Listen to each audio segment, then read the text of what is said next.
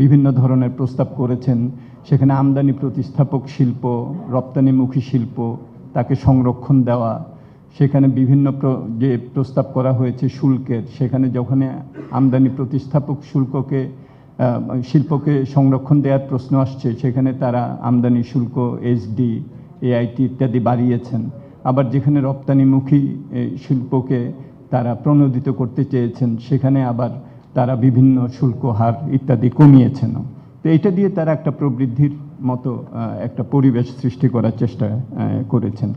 সামাজিক সুরক্ষা এবং অন্যান্য ফ্যামিলি কার্ড ইত্যাদি, কৃষি কার্ড, এগুলো দিয়ে তারা অন্তর্ভুক্তিমূলক যে একটা সম্পদ এবং আয়ের যে পুনর্বন্টন, সেটা করার চেষ্টা করেছেন। এবং পরিবেশ বান্ধব আমরা দেখেছি অনেকগুলি সেখানে যে ইলেকট্রিক ভেহিকেল ইত্যাদি আমদানির উপরে, সোলার প্যানেল ইত্যাদি বেশ কিছু তারা সেখানে প্রস্তাব নিয়েছেন। এখন প্রশ্ন যেটা আসছে সেটা হলো যে এই যে পুনর্বন্টন এবং প্রবৃদ্ধি এবং পরিবেশ বান্ধব উন্নয়ন, এগুলো করতে যেসব প্রস্তাব তারা দিয়েছেন, প্রশ্নটা আসছে যে বাস্তবায়ন সক্ষমতাটা আছে কিনা।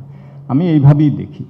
প্রথম যে ঝুঁকিটা, সেই ঝুঁকিটা হলো যে তারা একটা প্রাক্কলন করেছেন, যেগুলো আপনারা দেখবেন যে বেসলাইন যেটা তারা ঠিক করেছেন 2025-26, যেটার উপরে ভিত্তি করে প্রবৃদ্ধিটা আসবে সব জায়গায়। সেটা সম্পদ আহরণের কথা বলি, সেটা আমাদের বিনিয়োগের যে প্রবৃদ্ধি সেটার কথা বলি, আমরা ক্রেডিট যেটা প্রাইভেট সেক্টরের ক্রেডিট আপটেক সেটার কথা বলি, রপ্তানি বলি, আমদানি বলি, সব কিছু যে ভিত্তিটা যেটা করা হয়েছে এবং জিডিপি প্রবৃদ্ধি, আমাদের উপস্থাপনায় কিন্তু উঠে এসেছে যে ভিত্তিটাই কিন্তু ঠিক না। এখানেই হলো বাজেটের একটা বড় আমি শৃঙ্খলা, এটা বাস্তবায়ন করতে যে শৃঙ্খলার দরকার হবে, সেখানে কিন্তু একটা দুর্বল এখানে ভিত্তিটার উপরে এখানে প্রাক্কলনগুলি করা হয়েছে। আমাদের রপ্তানি প্রথম 10 মাসে হলো মাইনাস, নেগেটিভ, 1.8% মতো নেগেটিভ। সেখানে আমরা ধরছি যে এবছর আমাদের রপ্তানি হবে 8.7% গ্রোথ।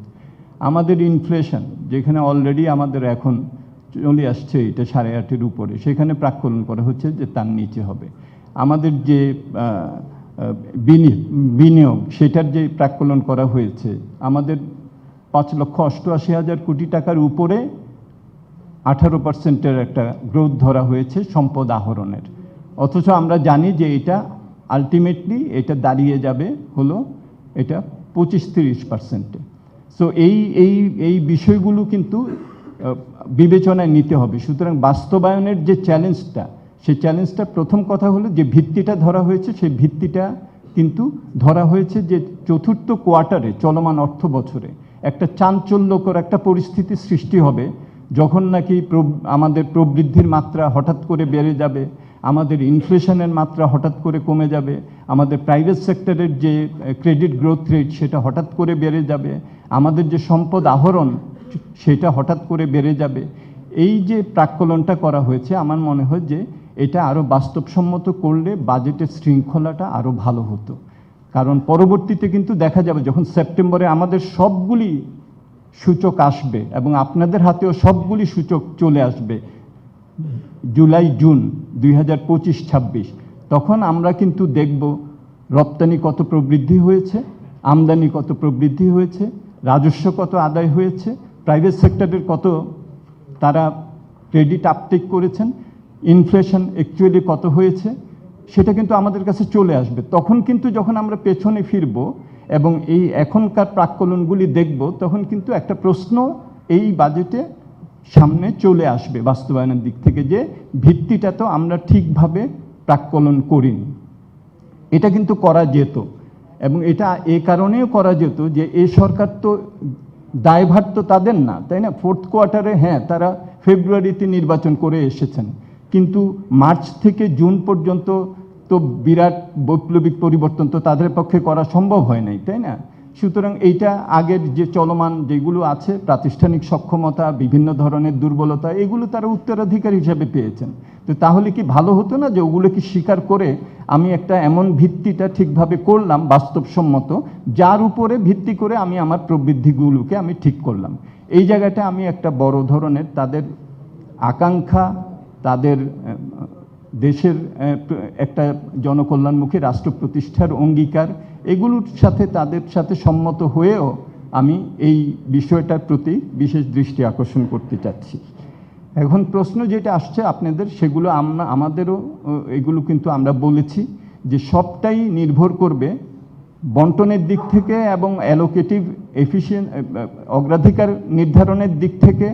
এগুলোর সাথে কিন্তু কোনো ধরনের দ্বিমত করার কোনো আমি অবকাশ দেখি না, কিন্তু বাস্তবায়ন করার জন্য যে প্রাতিষ্ঠানিক সক্ষমতা, সেটা যদি আমরা করতে যদি পারি তাহলেই কেবলমাত্র কিন্তু আমাদের লক্ষ্যমাত্রাগুলি হবে। যেমন বিনিয়োগকে চাঙ্গা করার জন্য অনেকগুলি তারা প্রস্তাব দিয়েছেন, আমদানি প্রতিস্থাপক শিল্প, রপ্তানিমুখী শিল্প, বিনিয়োগকে চাঙ্গা করার জন্য বিভিন্ন এখানে বাজেটের রাজস্ব প্রণোদনাও আছে, আবার বিভিন্ন ধরনের প্রস্তাব আছে যেগুলো নাকি হয়তো সক্ষমতা। কিন্তু রাইটলি আমাদের চিন্তা করতে হবে যে আমি যদি সিঙ্গেল উইন্ডো যদি করিও, আমি যদি গ্যাস যদি সাপ্লাই দিতে না পারি, তাহলে তো বিনিয়োগ আমি নিশ্চিত করতে পারবো না।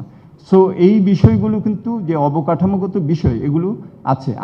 আমার মনে হয় যে ডিরেগুলেশনের যেটা তারা করেছেন একটা প্রচেষ্টা, এটা একটা ব্যতিক্রমী এবং এটা একটা ডিপার্চার, খুবই ইম্পর্ট্যান্ট বাংলাদেশের অর্থনীতির জন্য। এটা সুদূর প্রসারী একটা ভূমিকা রাখবে, কিন্তু এটার সাথে সাথে এটার সুযোগের সদ্ব্যবহার করার জন্য যে ধরনের প্রাতিষ্ঠানিক সক্ষমতা, যে ধরনের আমাদের অবকাঠামোগত প্রাপ্যতা, গ্যাস বিদ্যুৎ তার মধ্যে একটা, সেগুলো কিন্তু নিশ্চিত করতে হবে। সেগুলো নিশ্চিত করতে গেলে কিন্তু 1 বছর যথেষ্ট সময় না, এটা আমরা বুঝি। আমার বাপেক্সকে দিয়ে যদি আমি ড্রিলিং করতে হয়, আমার অফশোরে এখন আমি বিডিং করছি, এইটা নিশ্চয়তা করতে গেলে কিন্তু সময় লাগবে। সো যারা নাকি বলেছেন যে রেভিনিউ লক্ষ্যমাত্রা এটা কি অর্জন করা যাবে কি না, সেখানে একটা আমাদেরও কিন্তু প্রশ্ন, এই যে প্রকৃত যে রেভিনিউ এখন আসবে তার থেকে আমাদের প্রায় 25-30% গ্রোথ যে আমাদের করতে হবে, হ্যাঁ 18% না, 25-30% গ্রোথ করতে হবে। কারণ 5,88,000 কোটি টাকা এবার আদায় হবে না, এটা আমরা সবাই জানি।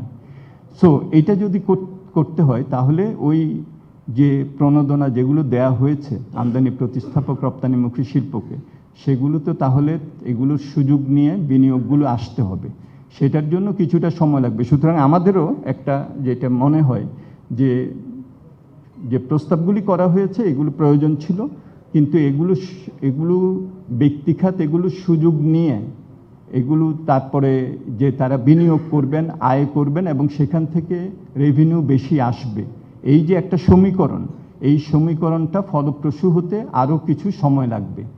এই বাজেটে 1 বছরে এটা হওয়ার সম্ভাবনা খুবই কম, খুবই চ্যালেঞ্জিং এটা। সুতরাং এইটা যেটা যারা বলেছেন যে সেটা আমার মনে হয় যে সেটা আমাদেরও একটা প্রশ্ন, যে এটার যে রাজস্ব যে সুবিধাগুলি আমরা দিচ্ছি সেটা ব্যক্তিখাত এটাকে কাজে লাগিয়ে উৎপাদন করে আয় বৃদ্ধি করে তারপরে যে রেভিনিউ কালেকশন সেটা করতে আরও সময় লাগবে। আরেকটা যেটা আসছে যে এখন যদি আমরা দেখেন এতদিন পর্যন্ত আমাদের কিন্তু ছিল একটা লো লেভেল ইকুইলিব্রিয়াম, সেটা কি আমরা কম রাজস্ব আহরণ করেছি, ব্যয়ও কম করেছি, তার ফলে আমার ঘাটতিটা একটা সীমানার মধ্যে ছিল। এখন আমাদের মনে হয় যে এই সরকার যথেষ্ট চেষ্টা করবেন যাতে করে ব্যয়টা তারা ঠিকমতো করতে পারেন। এখন ব্যয়টা যদি তারা ঠিকমতো করতে পারেন আর আয়টা যদি কম হয়, তাহলে ব্যাংকের বা বিদেশের উপরে যে ঋণ যেটা আমাদের নিতে হবে সেইটার চাপটা কিন্তু আরও অনেক বাড়বে। সো টাকা ছাপিয়ে করতে গেলে তো এটার অন্যান্য অর্থনৈতিক নেতিবাচক প্রভাব পড়বে, তাহলে হয় অভ্যন্তরীণ ঋণ বাড়াতে হবে অথবা বৈদেশিক ঋণ। বৈদেশিক ঋণের টার্গেট অলরেডি অনেক বড় এবং খেয়াল রাখবেন এটা হলো নিট বৈদেশিক ঋণ, হ্যাঁ। সো এটার সাথে আমাদের যে অন্যান্য গ্রস যেটা আছে, যেটা আমাদের গত বছরও আমরা বৈদেশিক ঋণ সার্ভিসিং করেছি হলো $7 বিলিয়ন মতো, তাহলে এই নিটটা কিন্তু হলো ওইটা বাদ দিয়ে, তাহলে এই যে এত বড় একটা এটা প্রাক্কলন করা হয়েছে, এটা তাহলে অর্থনীতিতে এটার একটা আবার সুদ পরিশোধ তো এখনই দেখেন 1,30,000 কোটি টাকার মতো আছে, এটা বেড়ে যাওয়ার একটা আশঙ্কা তাহলে থাকবে। তাহলে এখানে একমাত্র যেটা সেটা হলো যে কিভাবে আমরা রাজস্ব আর এর মধ্যে রাজস্বটা কতটুকু আমরা বাড়াতে পারি। এখন কয়েকটা কিন্তু এখানে প্রস্তাব দেওয়া হয়েছে। একটা হলো এন্ড টু এন্ড এটা ডিজিটালাইজেশন করা, এটা একটা বলা হয়েছে। কর ছাড় কমানোর কথা বলা হয়েছে, যেটা এই বাজেটে কিন্তু খুব একটা সেটা বাস্তবায়ন করা সম্ভব হয় নাই। তারপরে বলা হয়েছে যে বিভিন্ন ধরনের যে আমাদের কর ফাঁকি এগুলো কম করা হবে। সো এগুলো প্রাতিষ্ঠানিক সক্ষমতার বিষয় আছে। সো আমার মনে হয় যে কাঠামোগত দিক থেকে বাজেটের অগ্রাধিকার নির্ধারণ, সম্পদ বন্টন, শুল্ক নীতিমালা, রাজস্ব নীতিমালা এগুলো সব ভালো আছে, কিন্তু এইটার ফলাফল পেতে আরও একটু সময় লাগবে এবং এটা প্রাতিষ্ঠানিক সক্ষমতা এবং বাস্তবায়ন সক্ষমতার উপর নির্ভর করবে। দেখেন একটা এক্সাম্পল দিই, এখানে আমাদের প্রেজেন্টেশনে এটি বলেছেন, যেমন আমাদের স্বাস্থ্য খাতে এখানে আমাদের যে প্রকৃত যে আমরা এটা ব্যয় করি এবং তা আমাদের এইবারের যে অ্যালোকেশন হয়েছে এটা তো দ্বিগুণ তিন গুণের বেশি।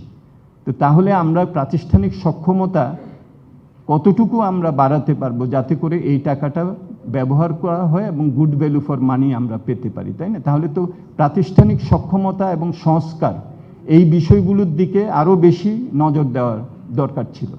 বাজেটে কিন্তু সেই জায়গাটাতে আমার মনে হয় যে খুব বেশি বলা হয় নাই। হয়তো তাদের অন্যান্য পরিকল্পনা আছে, কারণ রাজস্ব বাজেট তো সব কিছু বলে না, অর্থনৈতিক ব্যবস্থাপনার সাথে এটা জড়িত যে প্রাতিষ্ঠানিক সক্ষমতা কিভাবে আমরা কাজে লাগাতে পারবো, সেটা বাজেটের হয়তো সরাসরি না, কিন্তু বাজেটকে ভালোভাবে বাস্তবায়ন করতে গেলে খুবই এটা প্রয়োজন পড়বে।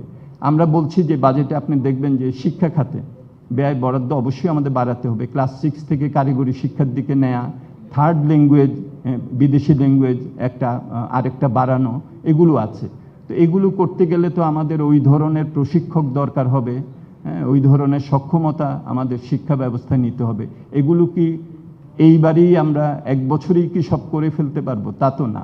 সুতরাং সমস্যার জায়গাটা হলো যেটা, সেটা হলো যে এটাকে যদি বাস্তবসম্মতভাবে ভিত্তিটা করা হতো এবং একটা পথরেখা দেয়া হতো যে এই সময়ের মধ্যে আমরা এগুলো আমরা অ্যাড্রেস করে তারপরে আমরা এই ঈপ্সিত যে আমার রেভিনিউ জেনারেশন, ইনফ্লেশন কমানো, এইটা মিডিয়াম টার্ম বাজেটারি ফ্রেমওয়ার্কে কিছু কিছু ধারণা দেয়া হয়েছে।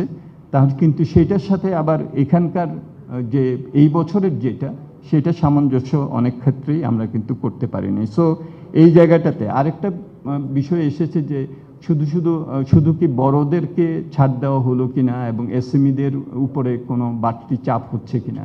এখানেও কিন্তু বিভিন্ন প্রস্তাব এসএমইদের জন্য আছে, বন্ডের দিক থেকে শুরু করে ব্যাংক গ্যারেন্টি দিলে তাদের যে শুল্ক ছাড় এগুলো দিয়ে তাদেরকে বৈদেশিক বাজারের সাথে সম্পৃক্ত করা, এইসব বিষয়গুলোও কিন্তু আছে। সুতরাং এটা কেবলমাত্র আমি যেটা প্রস্তাবগুলি দেখেছি যে এটা এসএমই দেরকে বাদ দেওয়া হয়েছে এবং বড় যারা বিনিয়োগকারী তাদেরকেই দেওয়া হয়েছে, সেটা আমার মনে হয় নাই। তবে যেটা চিন্তায় রাখতে হবে যে এসএমইদের যে বিশেষ কিছু অসুবিধা আছে, হ্যাঁ, সেখানে কিন্তু ওই যে এসএমই ফাউন্ডেশনের কথা বলা হয়েছে এবং অন্যান্য স্টার্ট আপ ফান্ড আমাদের যারা তরুণ আছে তাদের জন্য তারা যাতে স্বকর্মসংস্থান করতে পারে, সেখানে ফ্রিল্যান্সার থেকে শুরু করে অন্যান্যদের জন্য বিভিন্ন সুযোগ সুবিধার কথা বলা হয়েছে। সো বাজেট প্রস্তাব দেখে বলা যাবে না যে এটা এসএমই বান্ধব হয় নাই বা এটা কেবলমাত্র বড় শিল্প বান্ধব হয়েছে, কিন্তু বাস্তবায়ন করতে গেলে এসএমইদের জন্য যে প্রাতিষ্ঠানিক যেসব সহায়তা দরকার সেটার দিকে যে বিশেষভাবে নজর দেওয়া দরকার, এটা কিন্তু বাস্তবায়ন পর্যায়ে এটা নিশ্চিত করতে হবে। কর্মসংস্থানের কথা বলেছেন, এটা খুবই আমার মনে হয় যে গুরুত্বপূর্ণ। এটার সাথে আবার ওই যে বিনিয়োগ এবং ব্যবসা বান্ধব পরিবেশ এগুলো জড়িত, এবং সেখানে আমরা তো দেখছি যে বরং অনেক কলকারখানা যেগুলো নাকি বন্ধ হয়ে গেছে। রিফাইন্যান্সিং স্কিমের কথা বাজেটে আপনারা দেখবেন যে আছে এবং সেখানে অনেকগুলি প্রোগ্রামের কথা বলা আছে। সিএসএমইর জন্য আলাদা ফান্ডের কথাও বলা আছে, বন্ধ যেগুলো কারখানা আছে সেগুলো যাতে তারা সহায়তা পেতে পারেন সেগুলোও বলা আছে। সুতরাং কথাটা যেটা বলতে চাচ্ছি সেটা হলো যে বাজেটের প্রস্তাব যেগুলো আছে সেটা দিয়ে কর্মসংস্থান বা এসএমইদেরকে সাপোর্ট করা হবে কি না হবে, এটার থেকেও আমার কাছে বড় গুরুত্বপূর্ণ হলো যে তারা বাস্তবায়ন সক্ষমতা এবং প্রাতিষ্ঠানিক সক্ষমতা বৃদ্ধির জন্য কতটুকু তারা সংস্কার করবেন। এই সংস্কারের বিষয়টা কিন্তু খুব বড়ভাবে আসে নাই, কিন্তু হয়তো তারা বলবেন যে সামষ্টিক অর্থনৈতিক ব্যবস্থাপনার দৃষ্টিভঙ্গি থেকে আমরা এগুলো করব, বাজেট হয়তো সেখানে হয়তো বাজেটে হয়তো বিস্তারিতভাবে এগুলো বলার সুযোগ ছিল না।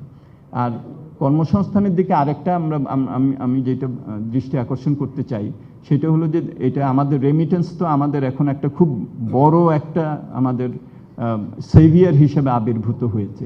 এই জায়গাটাতে আমরা কিভাবে আরও ভালোভাবে আমরা দক্ষ শ্রমিক পাঠাতে পারি। খেয়াল করেন আমাদের 22-23 লাখের মতো প্রতি বছর আসে, গত 5 বছরে আমাদের প্রতি বছর বাইরে 10 লাখের গড়ে গিয়েছেন। সো শ্রমবাজারের উপরে কিন্তু এটার একটা বিরাট প্রভাব আছে। সো অভ্যন্তরীণ শিল্প কারখানা ইত্যাদি করে যেরকম শ্রম নিয়োগ করতে হবে, বাইরের বাজারের দিকেও আমাদের খেয়াল রাখতে হবে। সেখানে আমরা কী ধরনের উদ্যম নেব, সেখানে আমি খুব বড় ধরনের কিছু পরিকল্পনা সেটা অবশ্য বাজেটে দেখি নাই। সো শ্রমবাজারকে দেখতে হবে অভ্যন্তরীণ এবং বৈদেশিক শ্রমবাজারের প্রেক্ষিত থেকে, এবং সবটা মিলে আমার অবজারভেশনটা যেটা সেটা হলো যে আমাদের প্রাতিষ্ঠানিক সক্ষমতায় বড় ধরনের পরিবর্তন আনতে হবে, জবাবদিহিতা আনতে হবে। আমাদের এই যে এডিপি যেগুলো আমরা এখন বাস্তবায়ন করছি, এটা আমরা সুশাসনের সাথে বাস্তবায়ন করা, সাশ্রয়ীভাবে বাস্তবায়ন করা, সময় মতো বাস্তবায়ন করা, এগুলোর জন্য জবাবদিহিতা নিশ্চিত করা। এই যে প্রাতিষ্ঠানিক সক্ষমতা বৃদ্ধি, দক্ষতা বৃদ্ধি, এই জায়গাগুলো হয়তো বা বাজেটে এই জায়গাগুলো হয়তো তারা বলেন নাই, কিন্তু এগুলো ছাড়া বাজেট ভালোভাবে বাস্তবায়ন করা যাবে না। সো এই দিকটার প্রতি আমার মনে হয় যে আমাদের যারা বাজেট প্রণয়ন করেছেন এবং যারা এগুলির সাথে জড়িত তাদেরকে এবং অন্য মন্ত্রণালয়ে তাদেরকে কোঅর্ডিনেটেডভাবে কাজ করার একটা প্রয়োজনীয়তা এখানে দেখা দিচ্ছে। আর